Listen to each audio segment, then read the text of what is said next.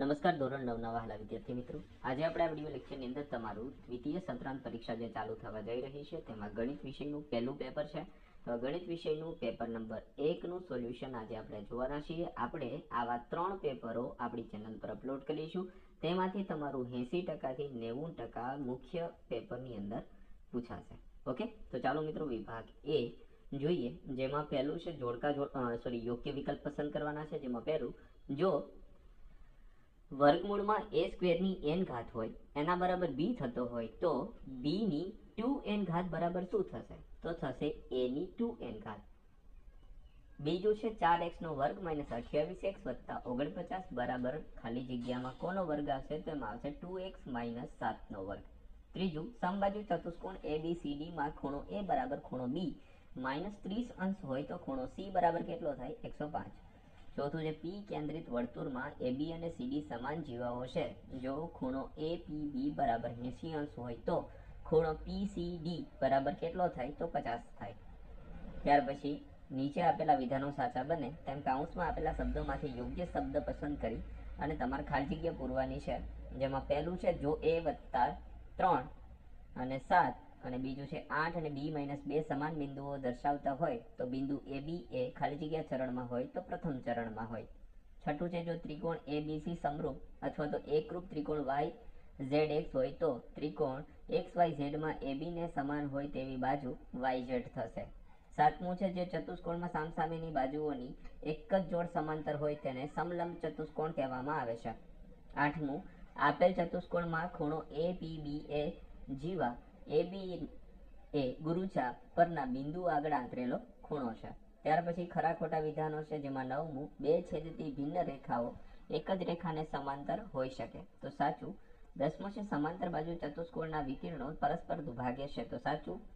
11મો, જો ખૂણો A બરાબર 90 અંશ, ખૂણો B બરાબર 70 અંશ, ખૂણો C બરાબર 95 અંશ અને ખૂણો D બરાબર 105 હોય તો તેઓ સક્રિય ચતુષ્કોણ ABCD મળશે તો ખોટી વાત છે.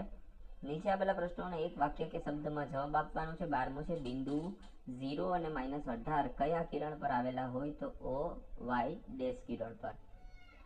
ત્યાર પછી છે, બિંદુને કેટલા પરિમાણ હોય છે તો 0. નીચે આપેલા જોડકા જોડવાના છે. જેમાં 14મું છે, એમની અંદર આવશે ત્રિકોણ PQR અને XYZ માં ખૂણો P બરાબર ખૂણો Z, ખૂણો Q બરાબર ખૂણો Y અને ખૂણો Q બરાબર PQ બરાબર YZ હોય તો ત્રિકોણ PQR એકરૂપ ત્રિકોણ કયો થશે? ZYX થશે, એટલે કે B જવાબ આવશે. 15મું, એમની અંદર જવાબ આવશે C. ત્યાર પછી મિત્રો વિભાગ બી છે, તો એ તમે જરા પેપર જોઈ લો. બધાનું સોલ્યુશન નીચે આપેલું જ છે, બધા દાખલા ગણેલા જ છે. જે લોકો પાસે પેપર નથી એ લોકો જરા પેપર જોઈ લેજો. વિડીયો લેક્ચર અહીંયા પોઝ કરીને તમે જોઈ લેજો. હા, હવે અહીંથી સોલ્યુશન જુઓ. વિભાગ બી નું ચાલુ થાય છે. તો ચાલો જોઈએ વિભાગ બી.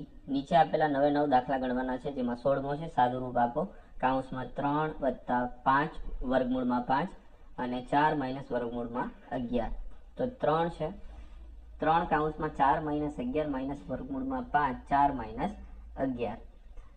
તો 12 વત્તા વર્ગમૂળમાં 11 માઇનસ 4 વર્ગમૂળમાં 5 માઇનસ 5 ગુણ્યા 5 વર્ગમૂળમાં ગુણ્યા 5.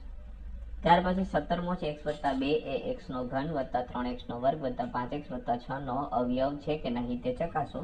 તો x વત્તા 2 નું શૂન્ય માઇનસ 2 છે. ધારો કે p ઓફ x બરાબર x નો ઘન વત્તા 5x વત્તા 6 અને 5 ઓફ x વત્તા 2 p ઓફ માઇનસ 2 બરાબર માઇનસ 2 નો ઘન વત્તા 3 માઇનસ 2 નો વર્ગ વત્તા 5 માઇનસ 2 વત્તા 6 તો માઇનસ 8 વત્તા 12 માઇનસ 10 વત્તા 6 બરાબર 0.